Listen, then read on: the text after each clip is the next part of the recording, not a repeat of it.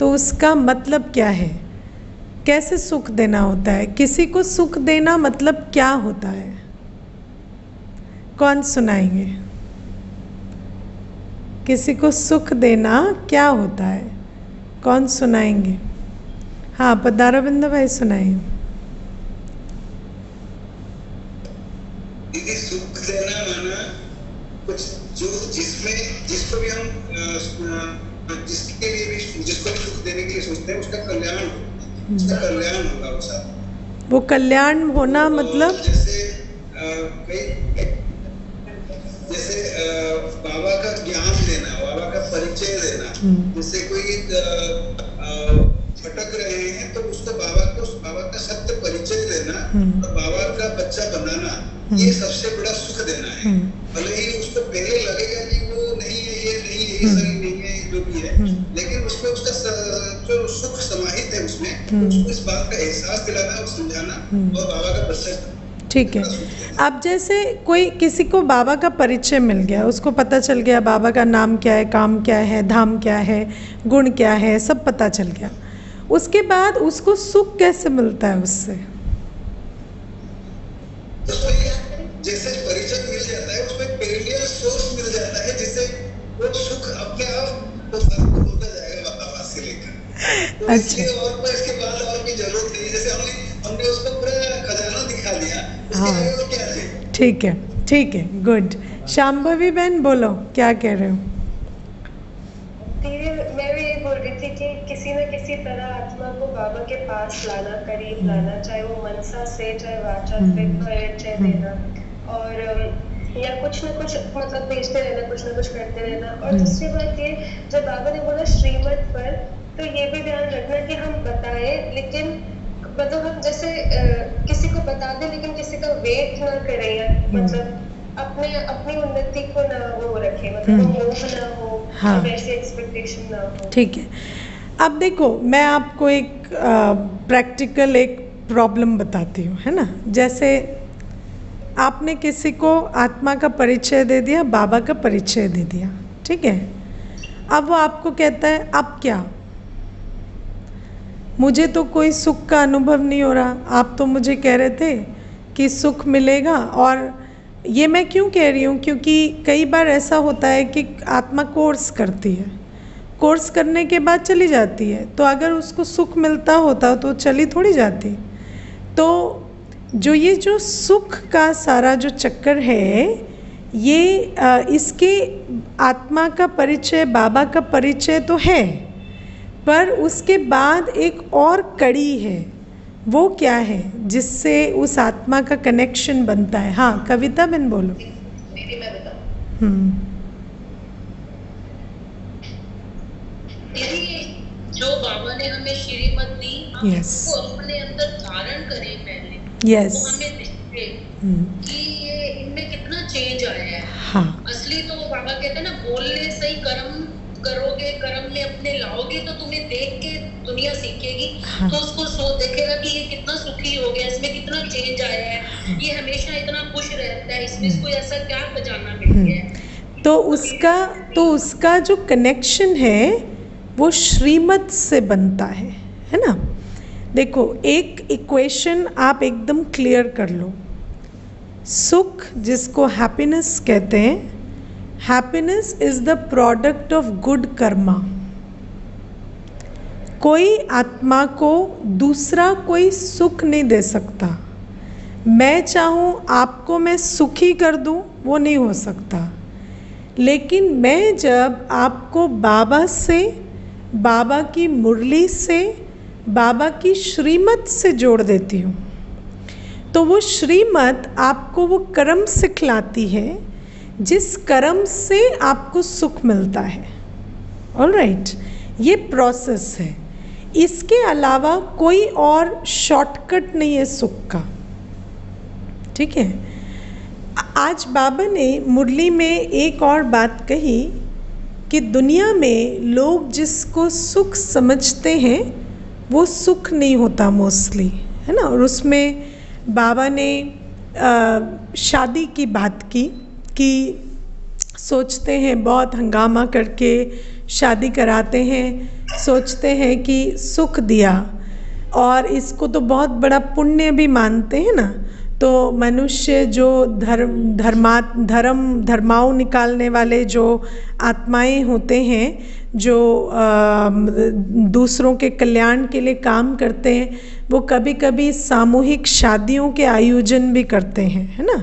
क्यों करते हैं? क्योंकि वो ये समझते हैं कि किसी को शादी करवाना मतलब सुख देना।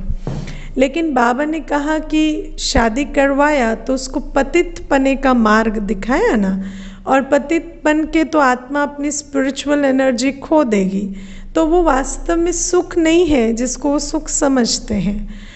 मैं यहाँ पर बहुत सारे ऐसे हमारे आइडियाज़ हैं सुख को लेकर, जिनके बारे में हमें विचार करने की ज़रूरत है। उनमें से कुछ एक आइडियाज़ को हम आज सुनेंगे। जैसे हम समझते हैं कि मनुष्य हर आत्मा जो है वो फ्रीडम चाहती है ना। आज आप देखो, आप किसी को भी पूछो आपको क्या चाहिए, तो कहेगा मैं फ्रीडम चाहता हूँ, राइट। लेकिन सुख फ्रीडम में नहीं है, सुख श्रीमत की मर्यादाओं में है ना। अगर आप फ्रीडम का मतलब हुआ मनमत, अगर आप मनमत पर अपना तन मन धन समय श्वास संबंध यूज़ कर रहे हैं, मतलब उसको हम वेस्ट कर रहे हैं, तो फिर वो फ्रीडम हमें कार्मिक बॉन्डेज में डालती है। तो इस नियम को हमें समझना होता है कि फ्रीडम कार्मिक बॉन्डेज में हमें डालती है, क्योंकि उससे विकर्म बनता है। उस विकर्म के कारण हम बंधन में आते हैं, चाहे वो परिस्थितियों के, चाहे संस्कारों के, चाहे घटनाओं के, ये बंधन में आते हैं। और जो ज्ञान है, श्रीमत है, अब श्रीमत में मर्यादाओं का बंधन है ना। आपके उठने का एक टाइम है, आपको रोज़ मुरली सुननी है, आपको योग करना है, बाबा को याद करना है, या आपको शुद्ध भोजन खाना है, तो देयर इज़ अ स्ट्रक्चर। लेकिन इस स्ट्रक्चर से हम आत्मा फ्री होते हैं कर्म बंधन से, ठीक है। तो जिसको हम बंधन समझते हैं वो फ्रीडम का रास्ता है, और जिसको हम फ्रीडम समझते हैं वो हमें कार्मिक बॉन्डेज में डालती है। ओके, तो इस पैराडॉक्स को दुनिया नहीं जानती। इसी कारण से आज आप देखना कि माता पिता भी कभी कभी ऐसा डिसीजन ले लेते हैं कि अच्छा बच्चा जो चाहता है करे, बच्चा जो चाहता है करे नहीं होता है ना। क्योंकि बच्चा जो चाहे वो करेगा, तो इट इज़ नॉट नेसेसरी कि वो सही रास्ता चुने, राइट। लेकिन फिर ये जो उसमें वो दुखी होता है, प्लस कहीं ना कहीं हम देखते हैं कि जब हम फोर्स भी यूज़ करते हैं या बच्चे पर अपनी मर्ज़ी भी चलाते हैं, तो वहाँ उसके भी रिजल्ट्स कुछ अच्छे नहीं आ रहे। तो ये जो स्ट्रक्चर देना भी है, फिर उस स्ट्रक्चर में वो जो हम चाहते हैं जिस तरह की ग्रोथ, वो उस तरह से होती भी नहीं है, क्योंकि आत्मा फ्रीडम चाहती है। तो ये सारी बातें, बहुत सारी कॉम्प्लिकेटेड परिस्थितियाँ दिन भर में आती हैं। अब इसमें हमें ना कुछ एक बातें जो, क्योंकि ये बहुत बड़ा सब्जेक्ट है, तो जो भी मैं आज सुना सकूंगी वो आपको सुना दूंगी। तो पहली बात है, सुख देना मतलब श्रीमत का रास्ता दिखाना, है ना। हम एक आत्मा किसी को भी पूरी तरह से बाबा का नहीं बना सकती, पर मार्ग दिखाना, उसको मुरली से जोड़ना, ये आत्मा का सुख देने का तरीका है। अब सबसे पहली बात है, सुख देने के लिए हमें सुख स्वरूप होना पड़ेगा। इंटेंशन इज नॉट इनफ, है ना। इंटेंशन इज नॉट इनफ, हमें ज्ञान स्वरूप होना पड़ेगा, प्रेम स्वरूप होना पड़ेगा, सुख स्वरूप होना पड़ेगा। यदि मुझे किसी को सुख देना है तो मुझे स्वयं भरपूर होना पड़ेगा। मुझे ज्ञान स्वरूप, प्रेम स्वरूप, पवित्र स्वरूप, सुख स्वरूप, शक्ति स्वरूप, हर स्वरूप में रहना पड़ेगा। मैं आपको 2 एग्जाम्पल्स देती हूँ। एक एग्जाम्पल है, सपोज आपको ऐसा आया कि जैसे कल हम बात कर रहे थे कि भूख एक बहुत बड़ी प्रॉब्लम है ना। कल क्लास में भी भाई जी ये बात कह रहे थे कि कोई भूखा न सोए, है ना। तो हम समझते हैं कि मनुष्य जब भूखा होता है तो ये बहुत बड़ी पीड़ा है, ऐसा समझते हैं। अब मान लीजिए आपने सोचा कि मेरे कॉलोनी के बाहर जो भिखारी बैठता है वो भूखा है, इसीलिए वो दुखी है। तो मैं क्या करती हूँ कि मैं उसे अपना बनाया हुआ लंच पैक करके उसको दे आती हूँ, राइट। अब आपने बहुत शुभ भावना से अपना लंच पैक किया एक टिफ़िन में, और आप ले जाकर आपने उसके कटोरे में वो सारा लंच डाल दिया, और आप खुश हो गए कि मैंने इसको सुख दिया। अब उसने क्या किया, उसने वो लंच देखा, उसको उठाया और आपके सामने डस्टबिन में डाल दिया।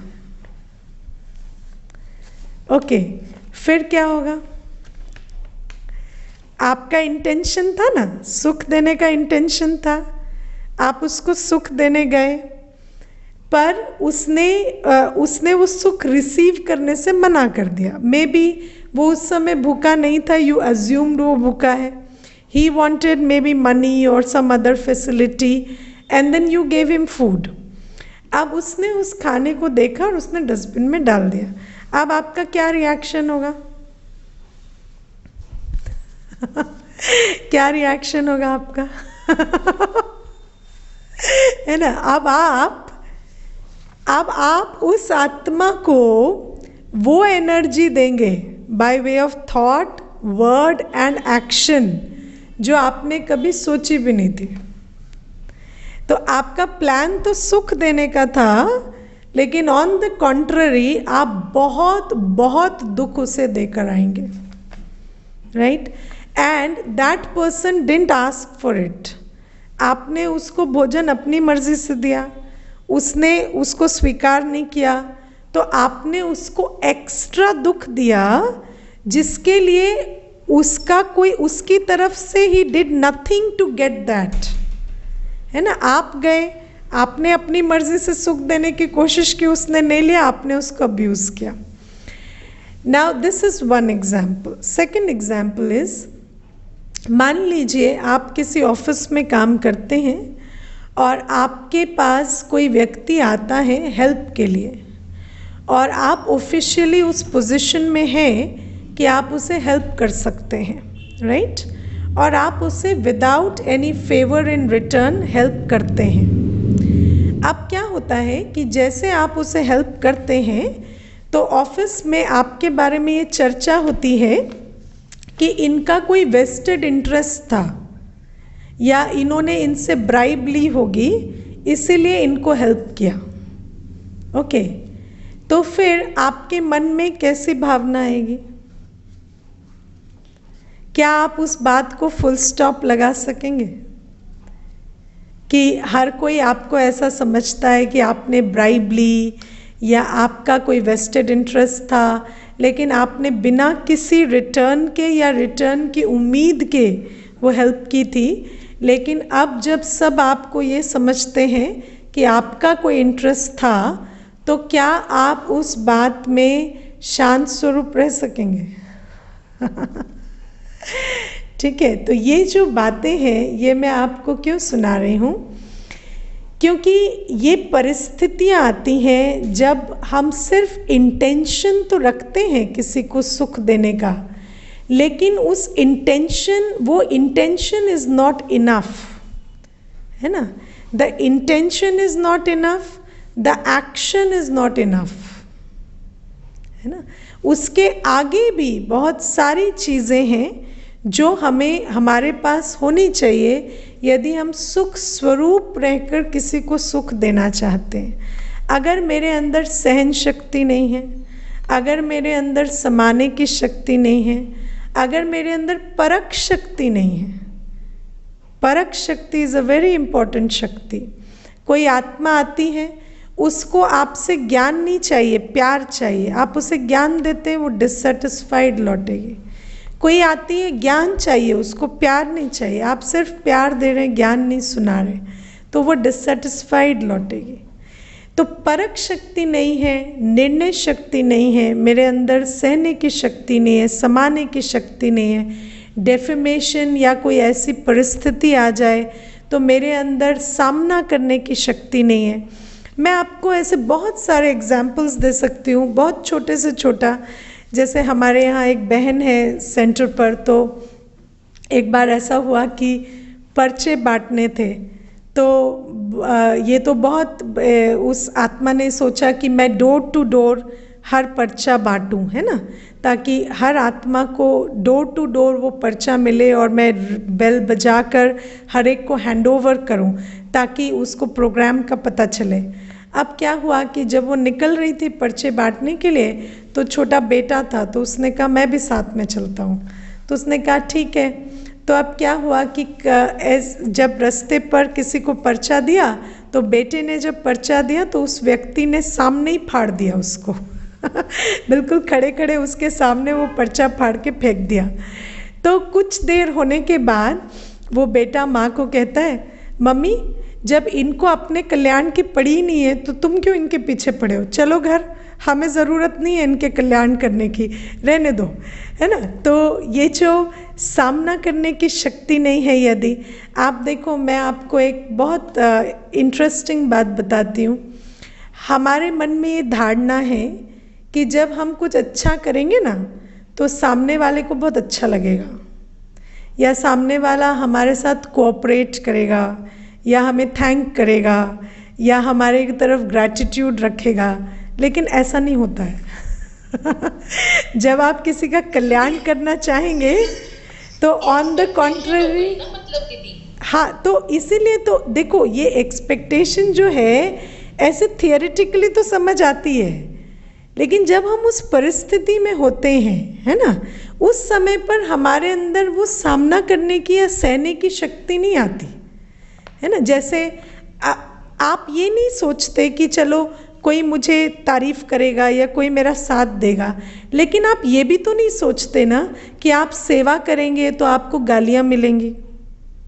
आप ये तो नहीं तैयारी करके जाते ना, आप ये तो नहीं सोचते कि आप किसी का कल्याण करेंगे तो वो आप ही को एहसान दिखाएंगे कि मैंने अपना कल्याण करने के लिए आपको अलाउ किया, है ना। तो ऐसा तो हम तैयार होके नहीं जाते ना, लेकिन मोस्टली देखा ऐसा ही जाता है। जब आप किसी आत्मा को अच्छी बात सिखाएंगे तो बहुत रेजिस्टेंट होंगे, और वो आपको कहेंगे चलो हम आपके लिए चल पड़ते हैं, चलो आप 3 दिन से बुला रहे हैं तो हम चल लेते हैं, है ना। तो आपके दिल में तब उलहना आएगा या शुक्रिया आएगा कि एक तो हम आपका भाग्य बना रहे, ग्रैटिट्यूड की जगह आप हम पर एहसान दिखा रहे हैं। तो ये जो बातें हैं ये प्रैक्टिकली चेक करने की हैं। इसीलिए सेवा करने के लिए, क्योंकि सुख देना मतलब परिचय देना, बाबा को, आत्मा को बाबा का बनाना। अब बाबा का बनाने के लिए सेवा करनी है। अब सेवा करने के लिए हमारे पास शक्तियाँ होनी चाहिए। बाबा ने मुरली में बताया ना उस दिन, सहनशीलता का गुण सबसे बड़ा ज़रूरी गुण सेवा के लिए, है ना। तो जब तक हमारे अंदर सहनशीलता नहीं है, जब तक हमारे अंदर स्वरूप हम नहीं बने हैं, माना मैं प्रेम स्वरूप हूँ, मैं सुख स्वरूप हूँ, this is all I know, मुझे और कुछ देना आता ही नहीं। अब वो सामने वाला उसे स्वीकार करे या ना करे, उसको समझे या ना समझे, वो मेरा प्रॉब्लम नहीं है। मुझे यही आता है तो मुझे यही देना है। I am not giving what they need, I am giving what I have, है ना। ये होता है स्वरूप बनना। जब you are giving because they need, है ना, तो फिर अगर they don't accept, you have a problem. लेकिन आप किसी के लिए नहीं कर रहे, आप अपनी सेवा अपने स्वमान में रहकर कर रहे हैं। यही मुझे आता है। मैं ज्ञान सागर बाबा की संतान हूँ ना। आज बाबा ने कहा ना, तुम ईश्वरीय औलाद हो, ये तुम्हारा धंधा है। तो मैं अपना काम कर रही हूँ। मुझे दूसरे के रिस्पॉन्स से कोई मतलब नहीं है, वो ले ना ले, मेरे पास यही माल है तो मैं यही दूंगी। This is what you need for doing सेवा। ओके, तो सबसे पहले हम किसी को सुख दें, इसके लिए हमें सुख स्वरूप बनना पड़ता है। अच्छा, पहली बात है सुख स्वरूप बनना, तो दूसरी बात है कि चलो हम बाबा का परिचय दें या सेवा करें। हम दिन भर में दुख देते हैं आत्माओं को, दुख देते हैं। अच्छा, दुख कैसे देते हैं हम? दुख कैसे दिया जाता है? हाँ, सब में देते हैं। नहीं, मुझे प्रैक्टिकल एग्जाम्पल्स दो, कैसे दुख दिया जाता है? जैसे दीदी घर में ही किसी पे गुस्सा कर दिया, हाँ, तो एकदम से एनर्जी एक्सचेंज होगी, तो वो नेगेटिव एनर्जी होगी। उसको भी दुख हुआ, तो इन रिस्पॉन्स उसने भी कुछ बोला तो मुझे भी दुख हुआ। देखो, ये तो गुस्सा कर दिया वाली बात है। मैं आपको एक छोटी सी बात कहती हूँ, है ना। जैसे आप बैठे हैं और आप अपना कोई काम कर रहे हैं, मान लीजिए आप बाबा की याद में ही बैठे हैं। उस समय आपके पास आपका बच्चा आया and that child wants to share something, ठीक है, पर आपने उसको इग्नोर कर दिया क्योंकि आप देख नहीं पाए कि वो किस भाव से आया है, क्योंकि आप अपने में बिजी थे, राइट। तो वो दुख मिला उसे, है ना। या कोई आपको कोई बात कहने की कोशिश कर रहा है और आपके अंदर उसकी पूरी बात सुनने का पेशेंस नहीं है, तो उसे दुख मिला, है ना। या एक आत्मा जो आपके आसपास है, आप जान नहीं पा रहे हैं कि उसके संस्कार के हिसाब से उसकी कैपेसिटी कितनी है, और आप उसे डिनाउंस कर रहे हैं फॉर हु दे आर।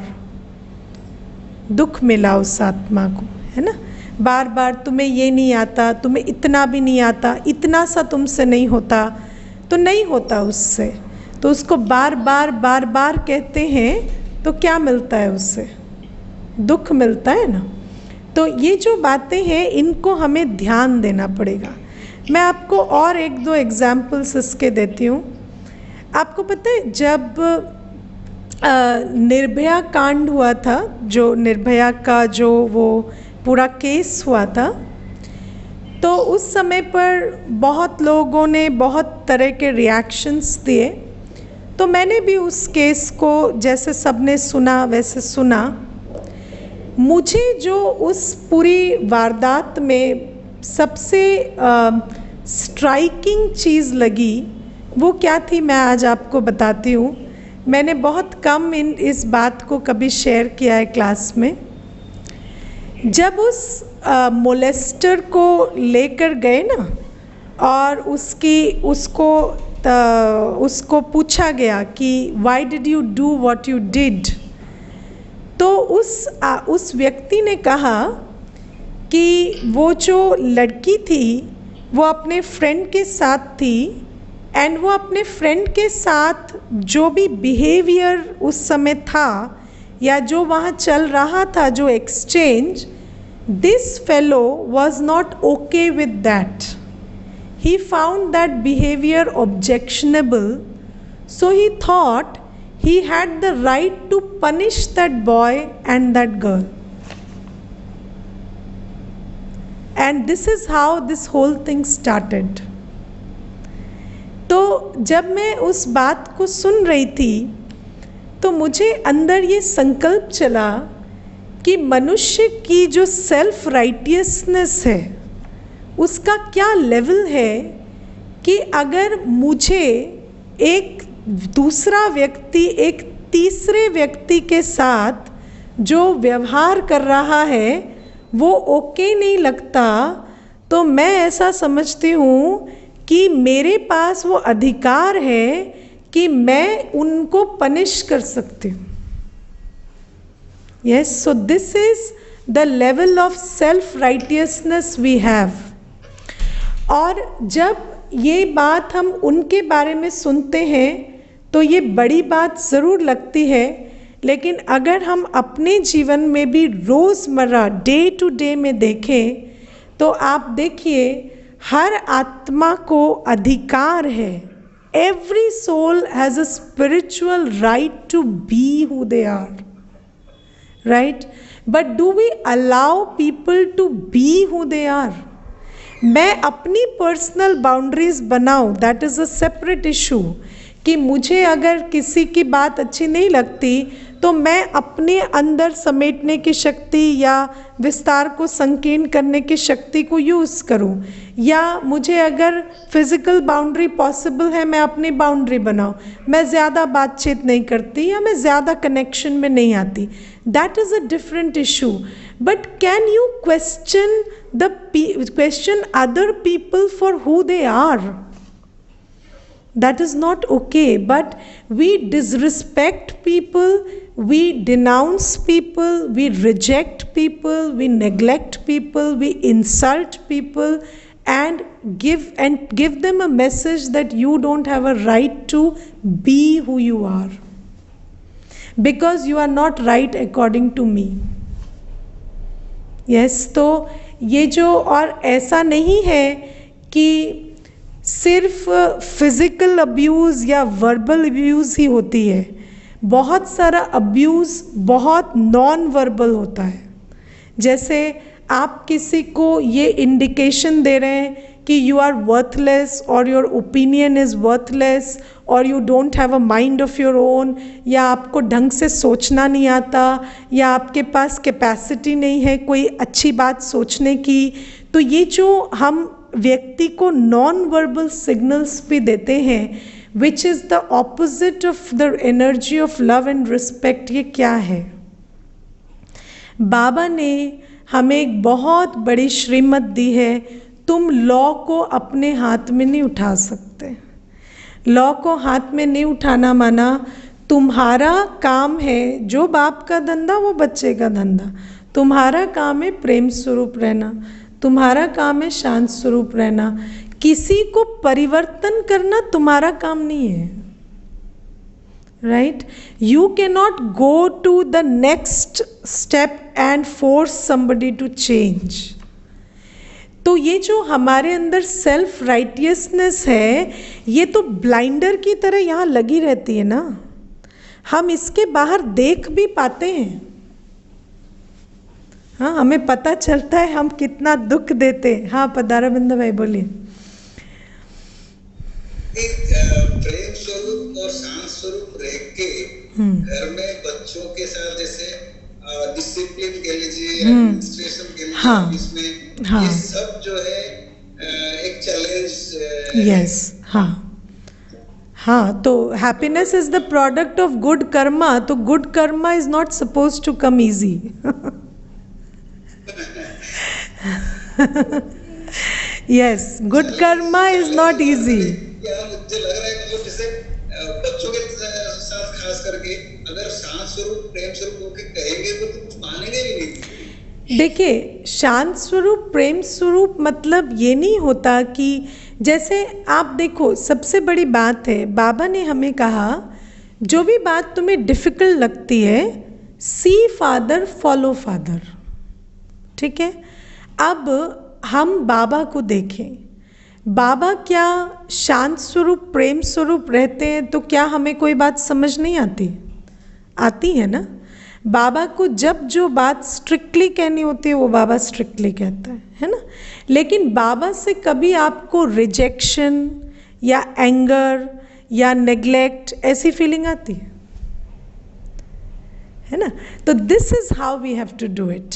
क्योंकि बाबा ने कहा ना कि मेरा जीवन एनसाइक्लोपीडिया है, उसमें देखो, जो भी बात समझ नहीं आती तो उसमें देखो तो तुम्हें समझ आएगी. तो बाबा जैसे अपने बच्चों को, हम बच्चों को, आप सोचो हमारे अंदर कितनी ईगो है, लेकिन बाबा हमारी ईगो से साइड होके किस तरह से हमारे दिल को टच करता है ना. बाबा किस तरह से आत्मा से बात कर लेता है, वो आत्मा जिसके ऊपर इतनी परत है ईगो की, उस परत को कभी भी बाबा का हमारी उस ईगो बेस्ड थिंकिंग या ईगो बेस्ड पर्सनालिटी के साथ कभी इंटरेक्शन नहीं होता। बाबा सीधा दिल से बात करता है। कैसे करता है? ये यहाँ प्योरिटी, दिस इज व्हाट है ना, प्रेम के सागर है ना बाबा, शांति का सागर है, पवित्रता का सागर है। तो इसीलिए सबसे पहले हम अपनी अवस्था में स्थित हों, भरपूरता की अवस्था। हम कुछ उनसे चाहते नहीं, हम उनकी ज़रूरत के हिसाब से उनको गाइड नहीं कर रहे, उनके कैसे भी चलने से हमारे को डिस्कम्फर्ट नहीं है। हम श्रीमत पर सेवा कर रहे हैं। हम क्यों सेवा कर रहे हैं? श्रीमत पर कर रहे हैं। हम सेवा इसलिए कर रहे हैं क्योंकि बाबा ने मुझे सेवा करने को कहा है। That's it, this is the only reason for seva. यदि हम इसलिए किसी की सेवा कर रहे हैं कि उसका बिहेवियर मुझे डिस्टर्ब कर रहा है, that's not a right place to come from. You can not serve from that place. All right, तो लेकिन सेवा करना तो सेकंड चीज़ है। पहले तो हम अपने को देही अभिमानी बनाएं कि हमारा मन बुद्धि इतना हमारे अंदर अवेयरनेस हो कि हम आस पास की परिस्थिति को, आत्माओं को महसूस कर सकें। और वो कब होगा? जब हम बाबा के अर्थ निमित्त बनकर बैठेंगे, है ना। I want to give what Baba wants to give to this soul. मैं किसी डेस्परेशन में नहीं हूँ, मैं कोई ईगो से नहीं आ रही। I am not trying to give somebody to this something to this soul. I am coming from a place of surrender to Baba, right. तो पहले तो हम ये चेक करें हम कितना दुख देते हैं, क्योंकि ये ईगो के ब्लाइंडर्स, ये राइट है ना। एक कहावत है, you can either be right or you can be happy. So if you are trying to be right, you yourself are not happy, then how can you give happiness? Right? तो इसीलिए हमें पहले तो अपनी सेल्फ राइटियसनेस को छोड़ना है। हमें हर एक को आत्मिक स्वरूप में देखना है। माना they belong, they exist, they deserve respect, they deserve to be who they are, and I am nobody to question that. Okay, और फिर आती है संदेश देने की बात। अब संदेश देने की बात में भी, जैसे आज बाबा ने कहा मनसा वाचा कर्मणा, तो एक तो मैं मुरलियों में भी कई बार ये बात सुनाती हूँ कि हमारा 90% कम्युनिकेशन नॉन वर्बल होता है, राइट। और दूसरी बात है कि जब हम किसी को बाबा का परिचय देते हैं तो उनको वो परिचय हमारे मुख से नहीं प्राप्त होता, ज़्यादा हमारी जीवन से प्राप्त होता है ना। और कहा जाता है the only way to change somebody is by influence. और इसीलिए हमारा फोकस किसी को सुख देने से ज़्यादा स्वयं सुख स्वरूप, स्वयं शक्ति स्वरूप, स्वयं ज्ञान स्वरूप, दिव्य गुण धारणा मूर्त, इस पर हमारा फोकस रहेगा तो फिर हम ऑटोमेटिकली शोकेस के शोपीस हैं। तब आपको वेट नहीं करना पड़ेगा कि ये आत्मा अभी गई, इसने नोटिस किया, इसने मेरी बात सुनी, नहीं। They will automatically notice you because you are vibrating here. ठीक है, तो सेवा डेस्परेशन से नहीं की जाती सेवा स्वरूप बनकर की जाती है। तो जब हम अपने जीवन को परिवर्तन करते हैं और लोग उसका बेनिफिट देखते हैं हमारे जीवन में, तब वो उनको प्रेरणा होती है कि हम भी इस मार्ग को अपनाएं, है ना। जब वो आपके डिसिप्लिन को देखते हैं, जब वो आपकी खुशी को देखते हैं, जब वो आपकी शांति को देखते हैं, जब वो आपकी स्टेबिलिटी को देखते हैं, जब वो आपकी शक्ति को देखते हैं इन एक्शन, तब उनको इच्छा होती है कि मैं भी इनके जैसा बनूं, है ना। तो हम ऐसी रचना बने, है ना, हम बाबा को अलाउ करें हमें ऐसा गढ़ने के लिए कि उस रचना को देखकर आत्मा का संकल्प रचयिता के प्रति चले,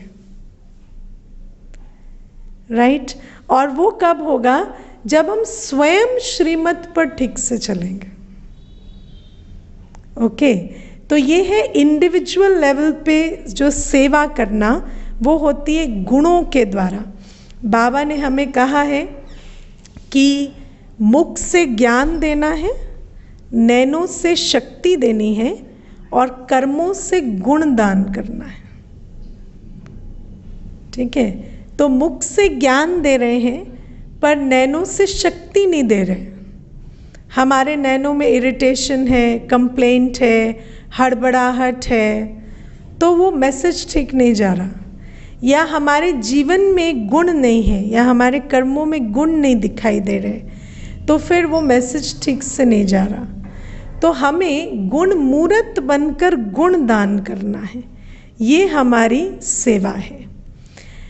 अब तीसरी बात है जो बाबा ने आज कहा, पवित्र बन, है ना। आज बाबा ने क्या कहा? बाबा ने कहा तुम्हारा मान शिव शक्तियों के रूप में है, क्योंकि जैसे बाप ने सर्विस की है, सबको पवित्र बनाकर सदा सुखी बनाया है, ऐसे तुम भी बाप के मददगार बने हो। इसीलिए तुम शक्तियाँ भारत माताओं की महिमा है ना। तो ये जो एक लेवल दुख ना देना, दूसरा अपने जीवन से, अपने गुणों की धारणा से, या मनसा शक्ति से, या नॉन वर्बल कम्युनिकेशन से दूसरे को मार्ग दिखाना, है ना। तीसरा, जो बाबा के सेवा स्थान है जहाँ आत्माओं को मुरली से जोड़ा जाता है ना, क्योंकि इंडिविजुअली तो हम किसी को मुरली से नहीं जोड़ पाते ना। तो सेंटर से जुड़ेंगे तो मुरली से जुड़ेंगे, तो श्रीमत समझ आएगी, तो आत्मा को सुख की प्राप्ति होगी। तो वो जो बेहद का कार्य बाबा के सेंटर पर चलता है, उसमें सहयोगी बनना, ये भी सुख देना है ना। सेंटर का upkeep maintenance, that is also सुख देना। चाहे हम तन से सेंटर के अपकीप एंड मेंटेनेंस में हेल्प कर रहे हैं, चाहे मनसा से पावरफुल वातावरण बना रहे हैं, चाहे वाचा से हम सेंटर पर कोर्स करा रहे हैं या मुरली सुना रहे हैं, या हम धन से सेंटर की व्यवस्था को संभाल रहे हैं, ये सुख देने का सबसे बड़ा हिस्सा है, मददगार बनना। क्योंकि बाबा ने ये जो यज्ञ बनाया है, इस यज्ञ से हर आत्मा की मनोकामनाओं की पूर्ति हो रही है। तो इस यज्ञ की संभाल करना, ये भी सुख देना है ना। तो बाबा ने हमें 3 लेवल पे ये बात समझाई आज। पहला, दुख ना देना। तो हम दुख ना देने के लिए हमें पहले ये समझना होगा कि हमारी सेल्फ राइटियसनेस हमें देखने भी नहीं देती हम कहाँ कहाँ दुख दे रहे हैं। ठीक है। दूसरा, सुख देना। सुख देने में पहले माइक्रो लेवल पे अपने मनसा शक्ति, अपनी वाइब्रेशन, अपने नॉन वर्बल कम्युनिकेशन, जीवन शैली, गुण मूर्त अवस्था, इनसे आत्माओं को इंस्पायर करना कि वो रचयिता का परिचय ढूंढने के लिए लालायित हो। और तीसरा, जिस सेंटर पर ये सारी सेवाएं होती हैं, श्रीमत का उनको स्पष्टीकरण दिया जाता है, बाबा की मुरली से जोड़ा जाता है, सेंटर की देखरेख, यज्ञ की देखरेख, ये हमारा तीसरा सुख देने का तरीका है। Got it? तो ये सुख देने के जो सब्जेक्ट है, इसके लिए हमें अच्छी खासी मेहनत करनी होगी क्योंकि यदि स्वरूप ही नहीं बना है तो वो भिखारी की तरह है ना, जाएंगे मदद करने, पर ऑन द कॉन्ट्ररी और ही ज़्यादा नकारात्मक संकल्प चलाकर आ जाएंगे। हाँ जी, पूछिए।